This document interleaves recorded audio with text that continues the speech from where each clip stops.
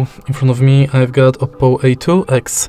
In this video I'll show you how to use Google Assistant on lock screen. In the beginning, let's go to Google app and now enter menu. Go to settings and now enter Google Assistant. Enter voice match and enable Hey Google function.